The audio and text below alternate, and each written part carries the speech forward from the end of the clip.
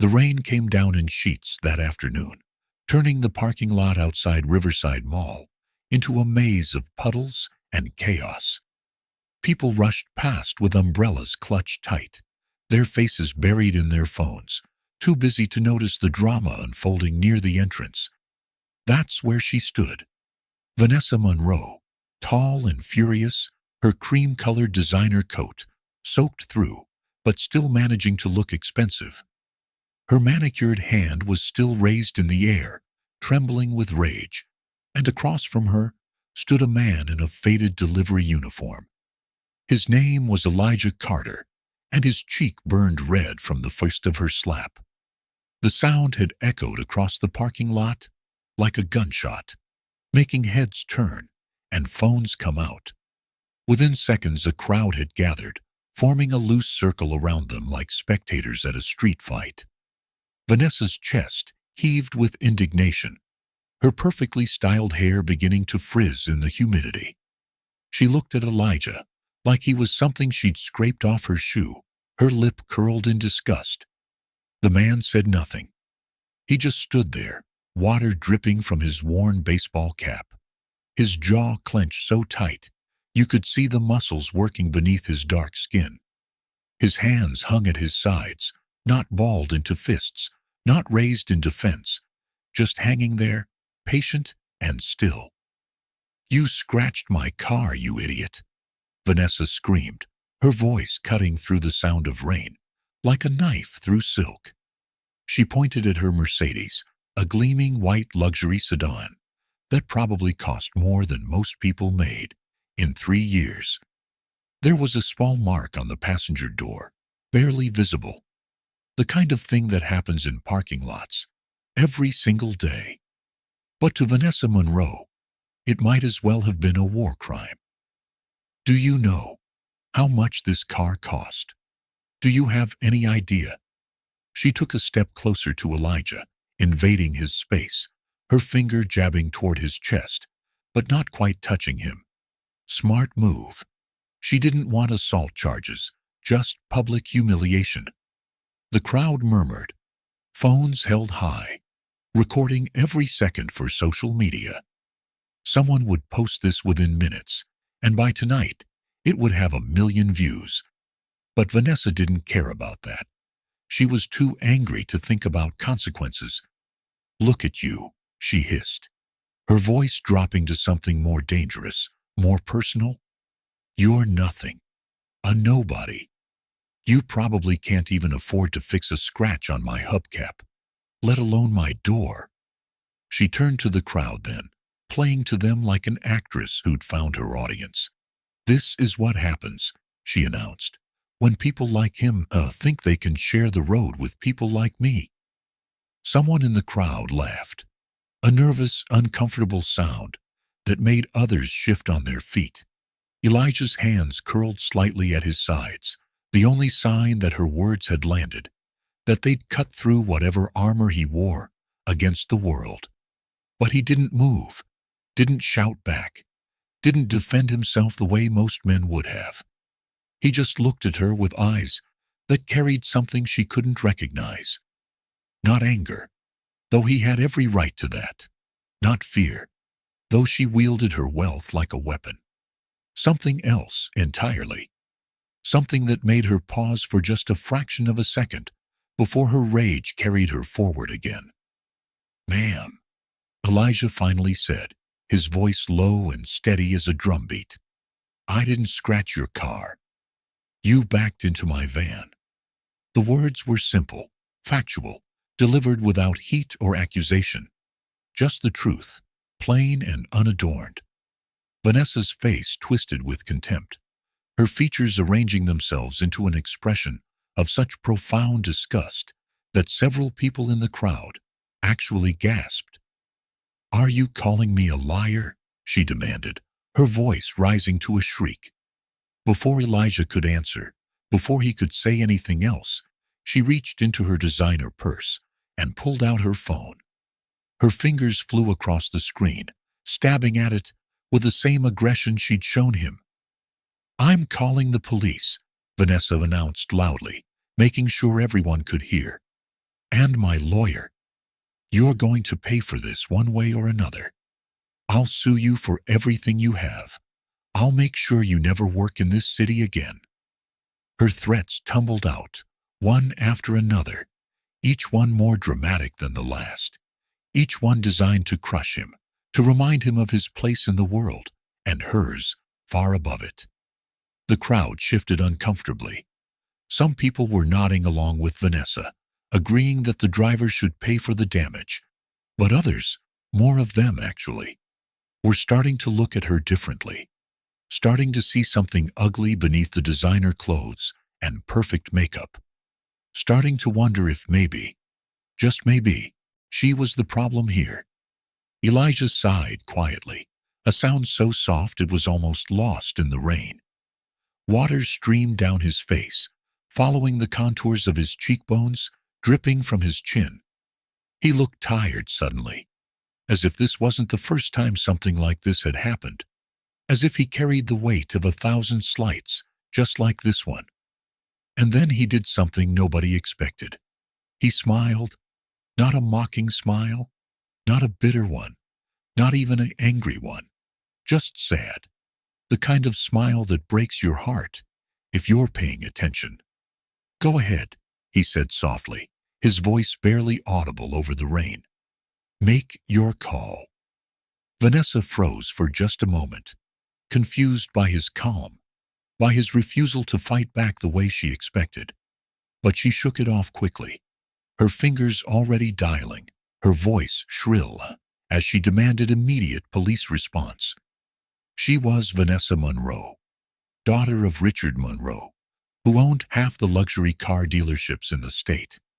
People jumped when she called. Doors opened, problems disappeared. That's how her world worked, and she expected nothing less now. The crowd continued to murmur, their phones still recording, capturing every moment of this confrontation for posterity. Tomorrow, this would be everywhere.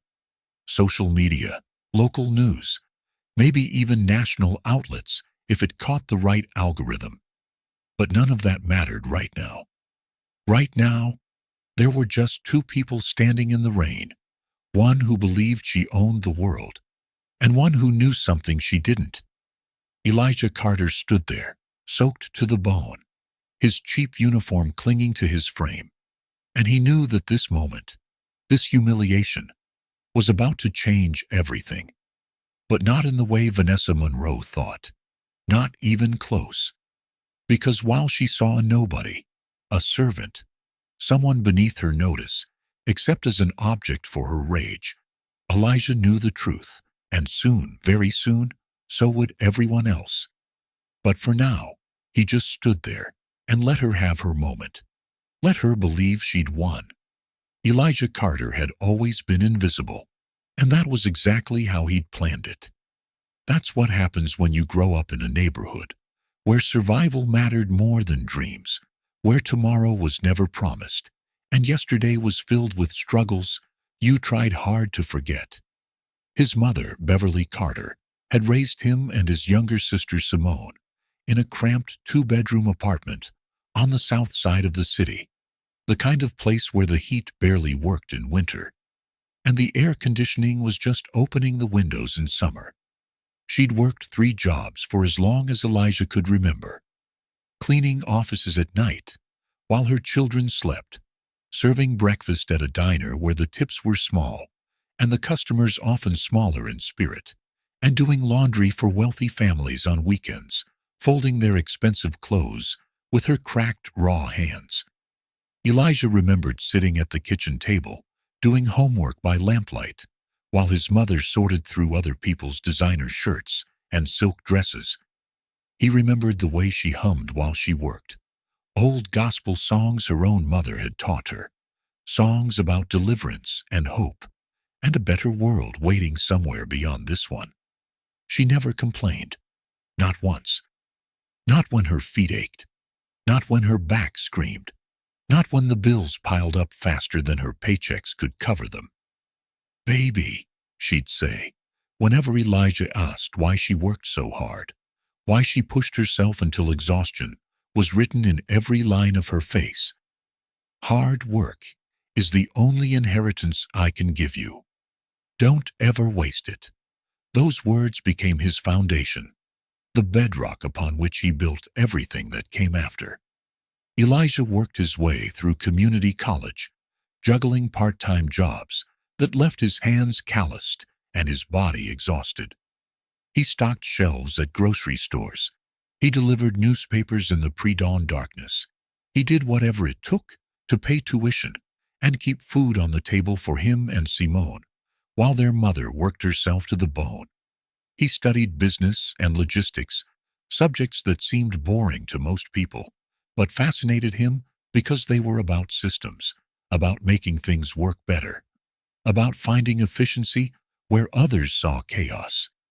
He dreamed of something bigger than the life he'd been born into, something that would make his mother proud, something that would prove all her sacrifices hadn't been in vain. His mother died 2 years after he graduated, her body simply giving out after decades of relentless work. A heart attack, sudden and cruel, took her on a Tuesday morning while she was getting ready for her shift at the diner. Elijah got the call from Simone, her voice broken and small, and he felt something fundamental shift inside him. At Beverly Carter's funeral, only a handful of people showed up. Some neighbors, a few coworkers, Simone's church friends who barely knew her. The preacher said kind words about a woman who'd worked hard and loved her children. But even those words felt inadequate, too small to capture what she'd really been. Simone cried into Elijah's shoulder while he stood there dry-eyed and frozen, unable to process what he'd lost. Later, standing at their mother's grave, while rain fell softly on the fresh dirt, Elijah made a promise, a silent vow that only he and his mother's spirit would ever know about. He promised he'd build something real, something she would have been proud of, something that mattered more than money, more than success, more than any measure the world might use to judge him. And he kept that promise in ways nobody could have predicted. Elijah didn't want fame. He didn't want his face on magazine covers or his name in headlines announcing his net worth. He'd seen what fame did to people, how it hollowed them out and replaced their humanity with image and brand. He wanted to build something real, something that solved actual problems for actual people. So he started small, impossibly small, by the standards of most entrepreneurs. He bought a single delivery van with money he'd saved from years of working multiple jobs. He painted it himself in a rented garage, choosing a simple logo he'd designed on his laptop. Then, he started running packages himself, taking contracts nobody else wanted, routes that were too long or too complicated or too low-paying for established companies to bother with. Late nights became his normal. Early mornings were just part of the routine. His hands got bruised from loading boxes, his feet ached from running up and down stairs. His back complained about the constant lifting and carrying. But it worked. Slowly, impossibly, it worked. Within 3 years, he'd turned that one van into a fleet of 50, each one driven by someone he'd personally hired, someone who needed a chance the way he once had. Within 5 years, he'd expanded into logistics software, creating a platform that revolutionized supply chain management for small businesses who couldn't afford the expensive systems the big corporations used. His software was intuitive, affordable, and most importantly, it actually worked. Companies started switching to his platform in droves. Within 8 years, Elijah Carter was worth over $2 billion. $2 billion. A number so large it didn't feel real, even when he saw it in his bank statements. But nobody knew. That was the important part.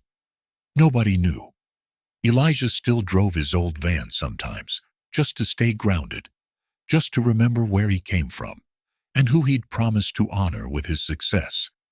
He still wore his faded uniform on deliveries, because it made him invisible. Just another working man, trying to make a living in a city full of people doing the same thing. He still remembered what it felt like to be overlooked, dismissed, treated like he didn't matter, because his clothes were cheap and his job was humble. And he never, ever forgot his mother's words: stay humble, stay kind. Real success is measured by character, not cash. Those words guided everything he did, every business decision, every interaction. That's why 6 months ago, Elijah had come up with what he privately called his true love experiment. It sounded ridiculous when he said it out loud, which is why he never did. But the concept was simple. He wanted to meet someone who would love him for who he was, not what he owned. Someone real. Someone who wouldn't see dollar signs when they looked at him, who wouldn't suddenly become charming and available once they learned about his net worth. Someone who would care about Elijah the man, not Elijah the billionaire. So he'd started living a double life. By day, he was a quiet, unassuming delivery driver, making his rounds in a worn uniform and an old van. By night, he returned to his penthouse overlooking the city, reviewing reports from his company's executives, making decisions that affected thousands of employees and millions of customers. He'd been on dozens of dates over those 6 months, meeting women in coffee shops and parks and casual restaurants where his delivery uniform wouldn't seem out of place.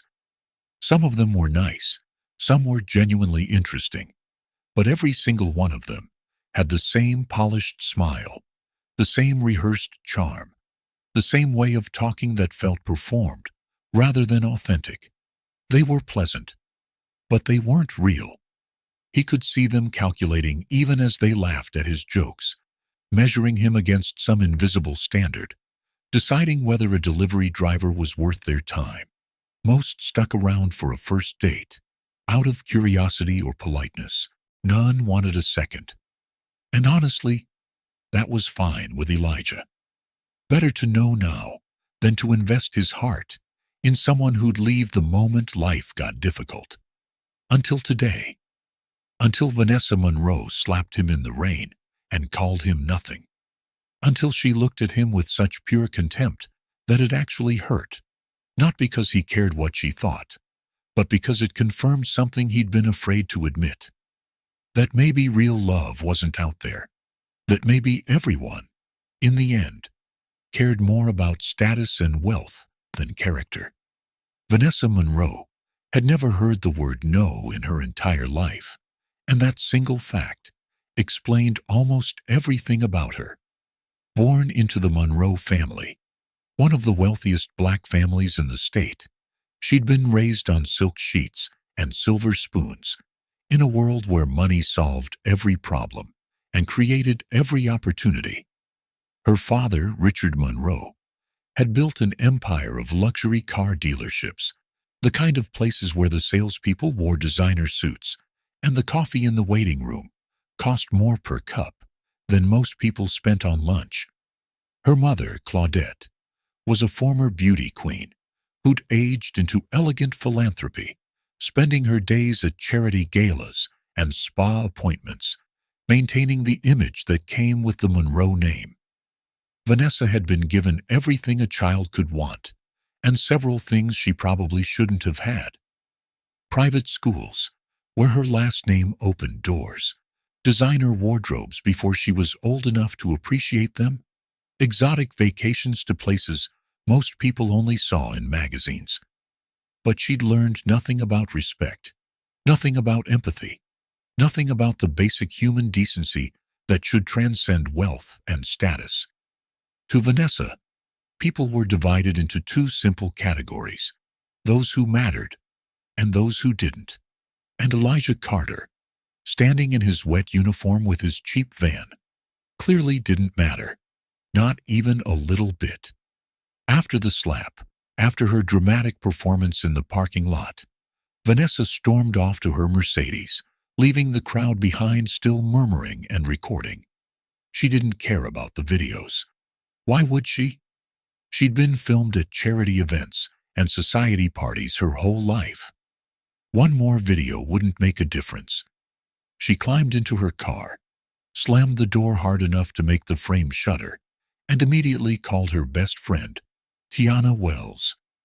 Tiana answered on the first ring, her voice eager and bright, the way it always was when she sensed gossip coming. "You won't believe what just happened," Vanessa said, her voice still shaking with indignation and rage. She recounted the entire story, painting herself as the innocent victim and Elijah as a reckless fool who damaged her property and then had the audacity to argue with her about it. She described his worn uniform, his cheap van, the way he'd just stood there like he had any right to take up space in her world. "I should sue him," Vanessa declared, her fingers tight on the steering wheel. "Teach him a lesson about knowing his place." Tiana agreed enthusiastically, adding her own commentary about how some people needed to be reminded where they stood in society's hierarchy. The two women talked for 20 minutes, building a case against a man they knew nothing about. But as Vanessa drove home through streets slick with rain, something nagged at the back of her mind, an irritation she couldn't quite name or dismiss. That smile. Why had he smiled? What did it mean? The expression on Elijah's face when she'd threatened to destroy him had been so strange, so out of place, that it haunted her even now. It wasn't the reaction she'd expected. People were supposed to grovel when she threatened them, supposed to beg for mercy, supposed to realize immediately that they'd made a terrible mistake by crossing Vanessa Monroe. But he hadn't done any of that. He'd just smiled that sad, knowing smile and told her to go ahead and make her call, like he knew something she didn't, like he was in on some joke she couldn't understand. She shook off the feeling as she pulled into her family's estate, the massive house that had been her childhood home. It didn't matter what he thought or why he'd smiled. He was nobody, and she was Vanessa Monroe. Meanwhile, across the city, Elijah returned to his van and sat in the driver's seat, staring at his reflection in the rearview mirror. His cheek still stung where she'd struck him, but it wasn't the slap that hurt. Physical pain was temporary, easy to endure. What hurt was the disgust in her eyes, the absolute certainty that he was beneath her, that he didn't deserve basic human respect or courtesy. He'd seen that look before, many times throughout his life, on the faces of landlords who'd refused his mother's rental applications because their address wasn't good enough, on the faces of teachers who'd expected him to fail because of where he came from, on the faces of store security who'd followed him through aisles like he was already guilty of something. But he'd thought, maybe foolishly, that things had changed, that people had evolved, that the world had grown kinder, more aware, more willing to see past surfaces. Clearly, he was wrong. His phone buzzed in his pocket, pulling him from his thoughts. It was Leslie Grant, his assistant, and the only person outside his family who knew his true identity. Leslie was a sharp woman in her 40s, who ran his company with military precision, the kind of person who could solve 6 problems before most people finished their morning coffee. "Elijah, I just saw the video," she said, her tone urgent and concerned. "It's going viral. Over 1 million views already." Elijah closed his eyes and leaned his head back against the seat. Of course it was viral. That's how the world worked now. Every moment of drama, every conflict, immediately broadcast to millions of strangers who judge and comment without knowing any of the real story. "Great," he said flatly. "Just great." "Do you want me to release a statement?" Leslie asked. "Clarify who you are. I can have our PR team draft something within the hour. We'll shut this down before it gets any worse." There was logic in her suggestion. One press release revealing his identity, would flip the entire narrative. Suddenly, he'd be the sympathetic billionaire, and Vanessa would be the villain who'd humiliated a man worth more than her family's entire fortune. The internet would turn on her viciously. Justice of a sort would be served. But Elijah shook his head, even though Leslie couldn't see him. "No," he said firmly. "Not yet." Leslie was quiet for a moment, then sighed. "Not yet. Elijah, she's calling you names online. People are piling on. Let me shut this down." "Leslie," Elijah said quietly, his voice tired but determined, "if I reveal who I am now, I'll never know."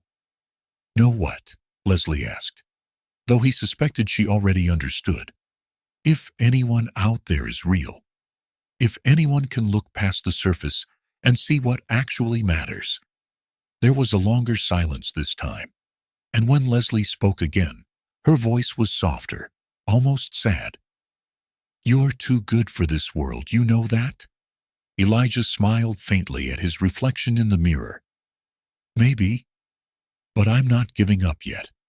Over the next few days, the video exploded across every social media platform in ways that even Elijah hadn't anticipated. The hashtag #RichWomanSlapsDriver trended nationally, then internationally. News outlets picked it up. Commentary channels analyzed it. Think pieces were written about class, privilege, and the casual cruelty of the wealthy. Some people defended Vanessa, calling Elijah careless and irresponsible, saying he should have been more careful around expensive vehicles. But most people, the vast majority actually, were outraged by her arrogance, her cruelty, the casual way she dismissed another human being. Vanessa's social media became a battlefield. Angry comments flooded her posts, thousands of them, calling her entitled, spoiled, cruel, heartless. Strangers dug into her past, finding other examples of bad behavior, old photos, where she looked dismissive or superior.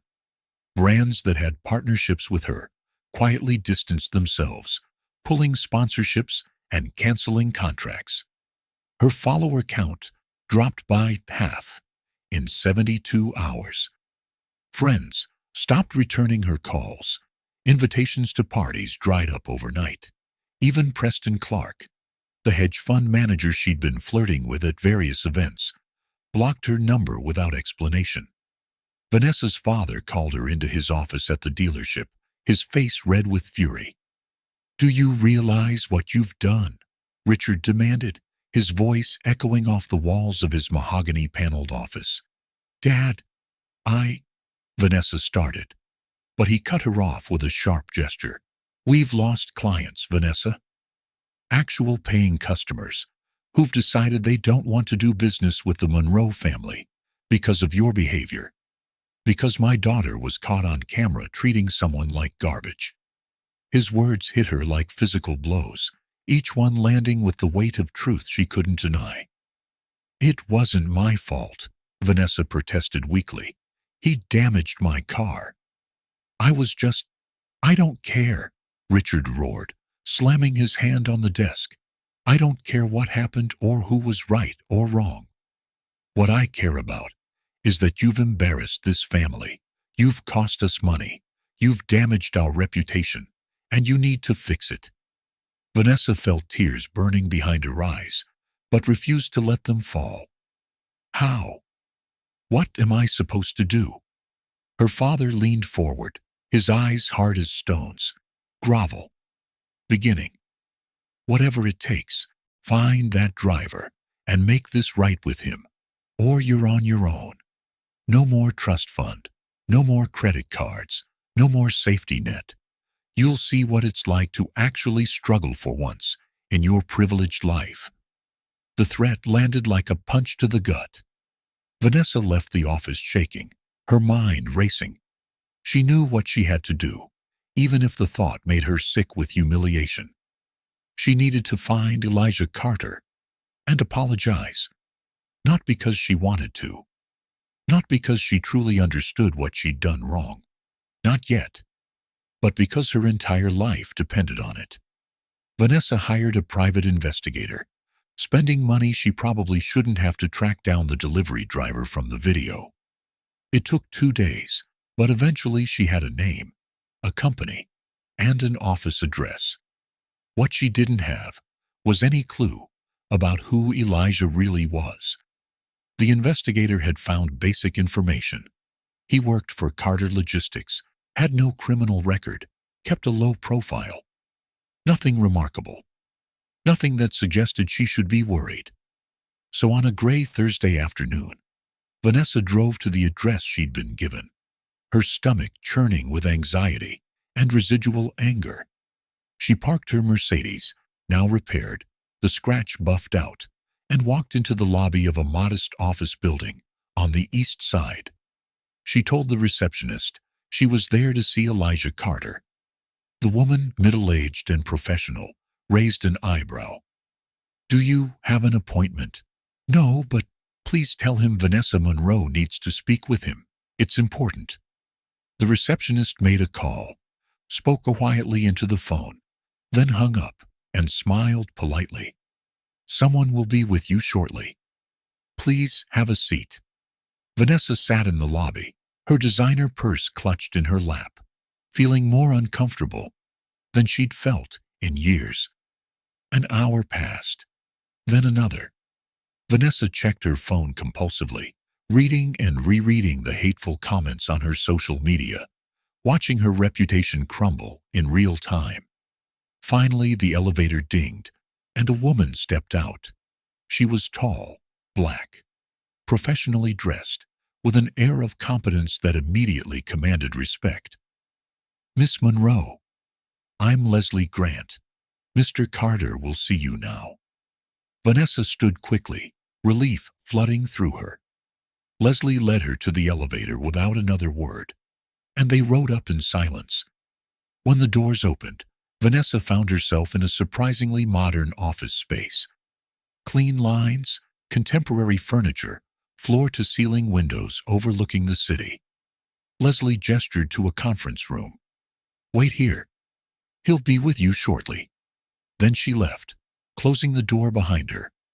Vanessa waited another 20 minutes, her anxiety building with each passing second. When the door finally opened, she stood quickly, preparing her apology. But the words died on her lips when she saw who walked in. It was him, the delivery driver. Oh, except he wasn't wearing his uniform anymore. He wore a tailored suit that probably cost more than her car. His presence filled the room in a way it hadn't in the parking lot, and his eyes, when they met hers, were calm and assessing. "Hello, Vanessa," Elijah said quietly. "I believe you wanted to speak with me?" Vanessa's mind struggled to process what she was seeing, her thoughts moving like cars stuck in traffic, going nowhere fast. This couldn't be the same man. The delivery driver in the worn uniform, the nobody she'd slapped and dismissed. But it was. Same face, same eyes, same quiet presence. Except everything about the context had changed. And context, Vanessa was learning, changed everything. "I don't understand," she said, her voice coming out smaller than she'd intended. Elijah moved into the room with easy confidence, pulling out a chair and sitting down. He gestured for her to sit as well. "You came to apologize," he said. "Not a question, a statement." Vanessa sank into her chair, her mind still reeling. "Who are you?" "I think you know who I am," Elijah replied calmly. "You hired someone to find me, didn't you?" "What did they tell you?" "They said you work for Carter Logistics. They said you're a delivery driver. They said—" She stopped, realization dawning slowly, painfully. "Carter Logistics, you don't work for them. You own them." Elijah nodded. "I founded the company 8 years ago. We're currently operating in 43 states, with annual revenue just over $3 billion. We employ approximately 15,000 people." The numbers hit Vanessa like punches. 3 billion, 15,000 employees. This wasn't just a successful business. This was an empire. But you were making deliveries, she said weakly. You were driving that old van. I still do sometimes, Elijah said, his tone conversational, like they were discussing the weather rather than the complete destruction of everything Vanessa thought she knew. Keeps me grounded, reminds me where I came from, and why I do this work. He leaned back in his chair, studying her with those calm, assessing eyes. Also helps me see how people really are when they don't know who I am. The implication hung in the air between them like smoke. Vanessa felt her face flush with shame and anger and confusion all mixed together. So, this was what? Some kind of test. You were testing me. Not you specifically, Elijah said. But yes, I've been testing whether it's possible to meet someone genuine in a world obsessed with wealth and status. Someone who would see me as a person rather than a bank account. He paused, then added softly, You answered that question pretty clearly in the parking lot. Vanessa wanted to defend herself, to explain that she'd been having a bad day, that she wasn't usually like that. But the words felt hollow, even before she spoke them, because they weren't true. She was exactly like that. She'd always been like that. The only difference was that this time someone had recorded it, and the whole world had seen who she really was. I came to apologize, she said, her voice barely above a whisper. Why should I accept it? Elijah asked, not unkindly, just honestly. Give me one good reason. Vanessa opened her mouth, then closed it again. What could she say? That she was sorry for getting caught? Sorry for the consequences? Those weren't real apologies.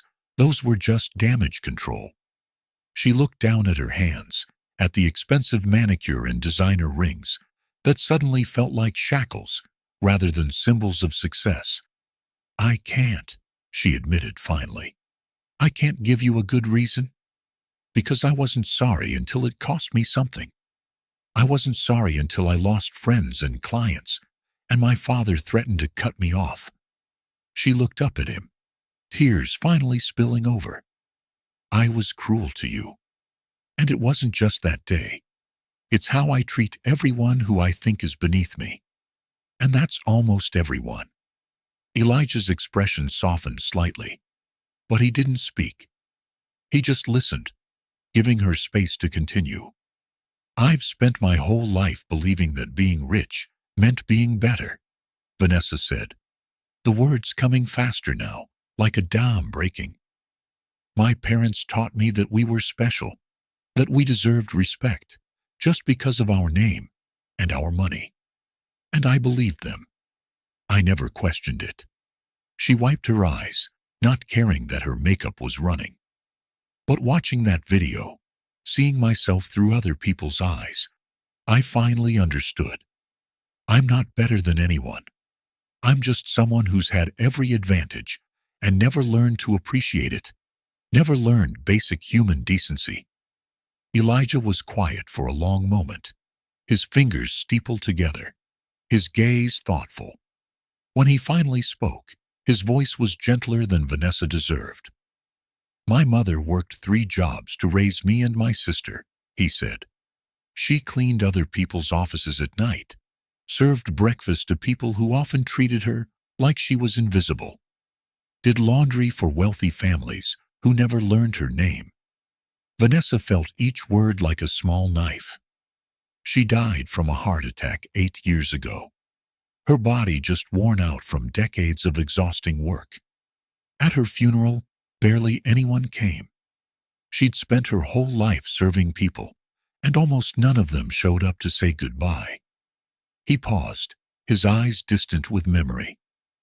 Before she died, she told me that hard work was the only inheritance she could give me. But she also told me something else. She said that real success isn't measured by money or status. It's measured by character, by how you treat people when there's nothing in it for you. Elijah's gaze returned to Vanessa, sharp and clear. You treated me like garbage because you thought I was nobody, and that tells me everything about your character. The words should have been angry, accusatory, but they weren't. They were just sad, and somehow that made them hurt worse. Vanessa nodded slowly, accepting the judgment she knew she deserved. You're right about all of it. So what now? Elijah asked. You came here to apologize, presumably so your father doesn't cut you off, so you can get your life back. Is that what you want from me? Forgiveness, so you can return to business as usual? Vanessa thought about it, really thought about it. Perhaps for the first time in her life, thinking about something beyond her own immediate desires. Did she want to go back to her old life? Back to the parties and the shopping and the casual cruelty toward anyone she deemed lesser? Back to being the person in that video? No, she said quietly. I don't want that. I don't want to be that person anymore. Elijah raised an eyebrow, skeptical. Pretty words, but change requires action, not just intention. Then tell me what to do, Vanessa said, leaning forward. Tell me how to be better. Please. For the first time since entering the room, Elijah smiled. Not the sad smile from the parking lot, but something warmer, more hopeful. I can't tell you how to be better. That's work you have to do yourself. But I can tell you where to start. He stood, moving to the window, looking out over the city. Start by apologizing to the people you've actually hurt. Not me, I'm fine. But think about all the people you've dismissed or belittled over the years. Service workers, store clerks, people you considered beneath you. Find them and apologize. Mean it. Vanessa felt her stomach drop at the thought of hunting down people she barely remembered, people whose names she'd never bothered to learn. But she nodded. Okay. What else? Volunteer. Elijah continued. Not at some fancy charity gala where you get your picture taken. Real volunteering. Soup kitchens, homeless shelters, youth centers, places where you'll actually meet the people you've spent your life avoiding. He turned back to face her. And finally, be humble. Really humble. Not fake humility where you're fishing for compliments. True humility that comes from recognizing you're not better than anyone else. You're just luckier. Vanessa absorbed his words, feeling the weight of them settling on her shoulders like a heavy coat. If I do these things, will you forgive me? Elijah shook his head. That's the wrong question. Don't do it for my forgiveness. Do it because it's right. Do it because you want to be a better person, not because you want to fix your reputation. He walked to the door, then paused. But if you really do the work, if you genuinely change, then maybe someday we can be friends. He opened the door, signaling the meeting was over. Leslie will show you out. Vanessa stood on shaky legs, feeling like she'd been through a battle. She walked to the door, then stopped, turning back to face him. Thank you, she said, for not destroying me. You could have. You should have. Elijah met her gaze with those steady, knowing eyes. Destroying you wouldn't have taught you anything, and it wouldn't have made me feel better. My mother taught me that revenge just creates more pain. What heals us is growth. Vanessa nodded, fresh tears streaming down her face, and left. As she rode the elevator down, she realized something profound.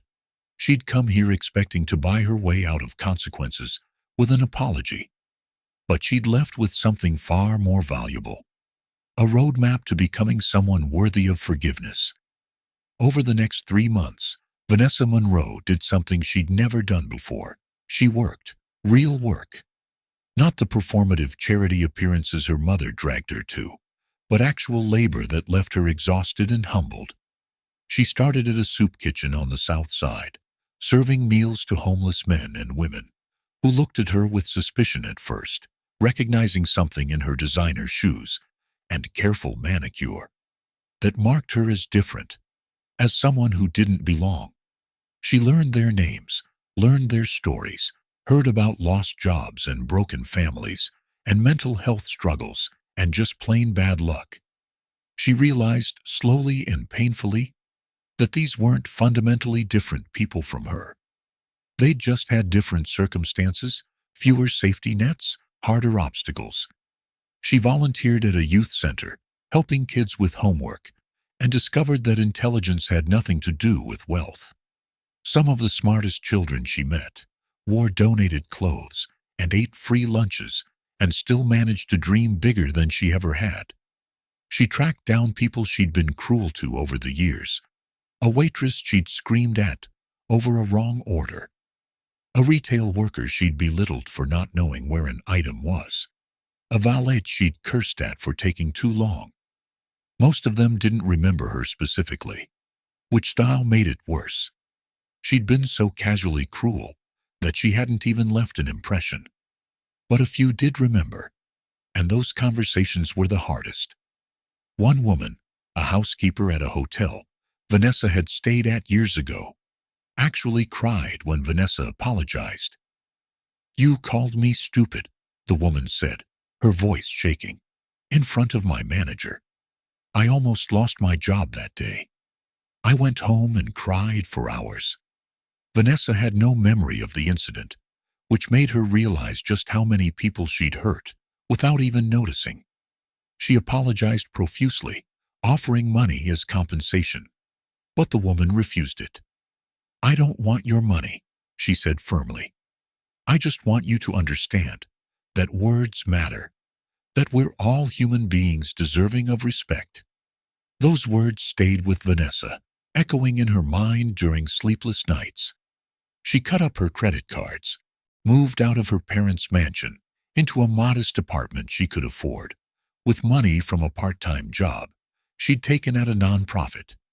Her father was furious, her mother bewildered, but Vanessa felt something she'd never experienced before, a sense of purpose beyond consumption and status. She stopped posting on social media, stopped attending parties, stopped caring about designer labels and exclusive clubs. The old Vanessa died slowly, painfully, like a snake shedding skin. And someone new began to emerge, someone quieter, more thoughtful, more aware of the space she occupied in the world and how she affected others. Meanwhile, Elijah Carter continued his double life, though the experiment had largely ended after the incident with Vanessa. He'd learned what he needed to know. True love wasn't something you could test for through deception. It was something you built through honesty and vulnerability and trust. He threw himself into his work, expanding Carter Logistics into new markets, creating programs to help formerly incarcerated people find employment, partnering with schools to teach logistics and business skills to underprivileged students. He donated millions to causes his mother would have cared about: food banks, housing initiatives, healthcare access. But he did it all quietly, anonymously when possible, always remembering her words about humility and character. Leslie kept him updated on Vanessa's progress, having maintained contact through mutual acquaintances and careful observation. "She's actually doing it," Leslie reported one evening, over dinner in Elijah's penthouse. "Really doing the work. It's not performative. She's genuine." Elijah nodded, unsurprised but pleased. "Good for her." "The Monroe Foundation is hosting a gala next month," Leslie continued, her eyes twinkling with mischief, "to celebrate the opening of a new youth center on the east side. Vanessa's been volunteering there for weeks, apparently. Word is, she donated her entire trust fund to the construction." Elijah raised his eyebrows. "Her entire trust fund? That's millions of dollars. $7 million to be exact," Leslie confirmed. Her father nearly had a stroke. Elijah sat back, genuinely impressed. That kind of sacrifice, that level of commitment to change, was rare. Most people would have done the bare minimum, just enough to repair their reputation before slipping back into old patterns. But Vanessa had gone further. She'd burned her bridges to her old life. "You should go to the gala," Leslie said. "Show your support for the youth center. Maybe even see how she's doing." Elijah considered it. Part of him wanted to maintain distance, to let Vanessa's journey be her own, without his involvement. But another part, the part that still believed in redemption and second chances, wanted to witness the transformation firsthand. "All right," he said finally. "RESVP for both of us." The night of the gala, Elijah arrived at the newly constructed youth center, dressed in a simple but elegant suit. The building was beautiful, bright, modern, designed with input from the very kids who would use it. There were computers, art studios, a basketball court, a library, and a commercial kitchen for teaching culinary skills.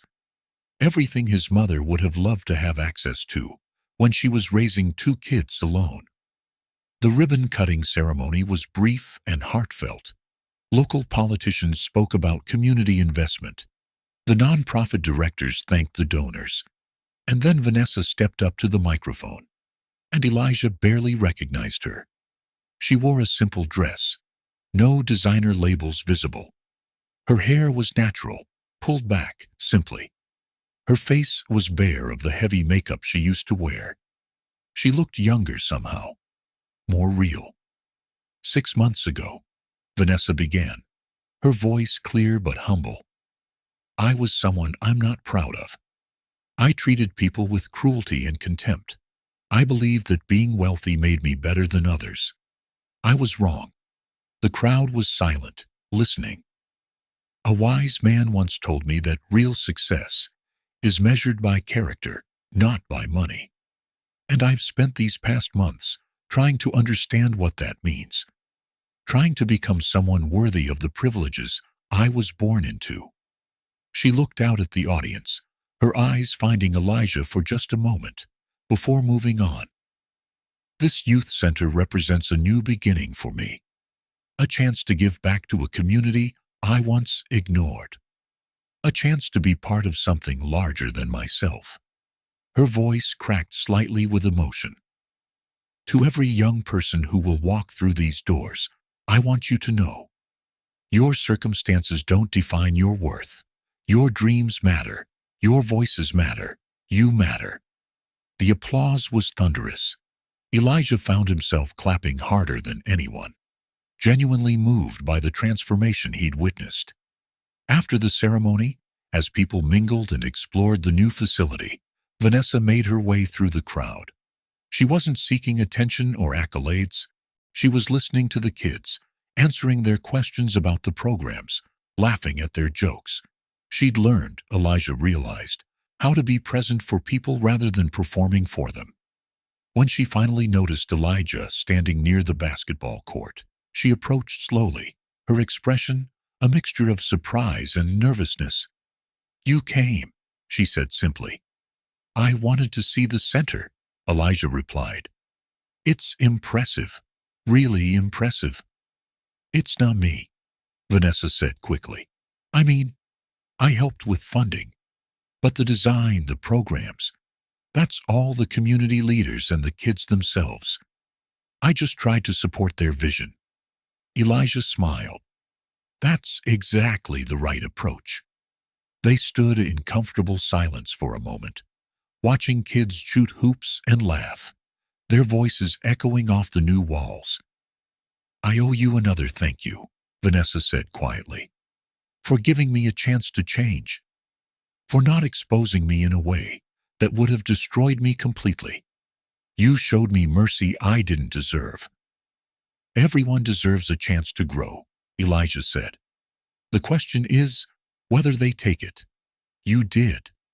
Vanessa looked at him, her eyes bright with unshed tears. I'm not the same person who slapped you in that parking lot. I hope you can see that." Elijah nodded. "I do see it. And I'm genuinely glad for you. Growth is hard. You did the work." He extended his hand. "Friends." Vanessa took his hand, shaking it firmly, a smile breaking across her face. "I'd like that very much." Over the following months, an unlikely friendship developed between Elijah and Vanessa. Not a romance. Neither of them wanted or needed that. But something perhaps more valuable. A genuine connection based on mutual respect and shared values. They volunteered together at the youth center, Elijah teaching business and entrepreneurship classes, while Vanessa worked with younger kids on reading and art. They talked about their lives, their mistakes, their hopes for the future. Elijah told her about his mother, about the promises he'd made, and the reasons he'd built his company the way he had. Vanessa told him about the emptiness of her old life, the performance of wealth, the fear that without money and status, she was nothing. "I spent so long believing I was special because of what I had," she confessed one evening as they painted a mural with a group of teenagers. "I never developed an actual personality. I never figured out who I was beyond the labels and the luxury." "And now?" Elijah asked, adding blue to the sky taking shape on the wall. "Now I'm figuring it out," Vanessa said, smiling. "It's terrifying and exciting and humbling all at once. But it's real. For the first time in my life, I feel real." Elijah understood exactly what she meant. That was what he'd been searching for all along. Authenticity in a world of performance, substance beneath the surface, character over credentials. 1 year after the parking lot incident, Elijah stood at another ribbon cutting, this time for a second youth center in a different neighborhood. Carter Logistics had partnered with the Monroe Foundation to fund 3 more centers across the city, each one designed to serve communities that had been historically underserved and overlooked. Vanessa stood beside him, along with Leslie and Simone, and dozens of community members who'd made the projects possible. As the ribbon fell away and kids rushed into their new space with shouts of joy, Elijah felt his mother's presence like a warm hand on his shoulder. This was what she'd worked for. This was why she'd sacrificed. Not so he could accumulate wealth, but so he could use whatever resources he gained to lift others up. The experiment that had started with his true love test had taught him something unexpected. Love wasn't just romantic. It was communal. It was the love you showed through service and sacrifice. It was the love you built through showing up, doing the work, being present for people who needed you. He'd been looking for one person to see him truly.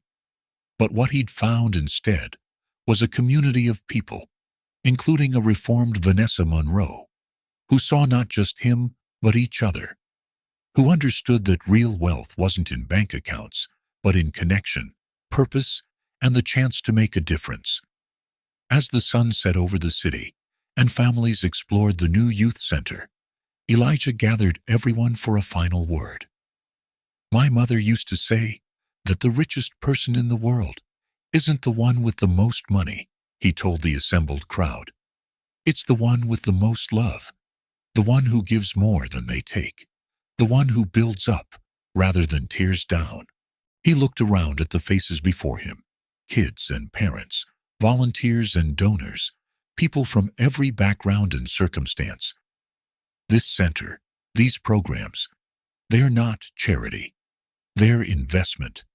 We're investing in the truth that every person has value, has potential, has something beautiful to offer the world if given the chance. Vanessa stepped forward, adding her own words. "And we're committing to remember that how we treat people, especially those who can't benefit us, that's the real measure of who we are. Not our bank accounts, not our status, but our character." The crowd applauded, and as night fell, The youth center glowed like a beacon of hope in a neighborhood that had seen too much darkness. Elijah stood beside Vanessa, two people who'd started as enemies and become allies in something larger than themselves. And he finally understood what his mother had been trying to teach him all along. True love wasn't something you found through tests or experiments. It was something you created through choosing every single day to see people's humanity, to honor their dignity, and to build a world where everyone mattered. That was the inheritance worth leaving. That was success worth celebrating. And that, in the end, was the story of how a slap in the rain changed two lives forever. Not through revenge or riches, but through the hardest and most rewarding work of all, becoming better human beings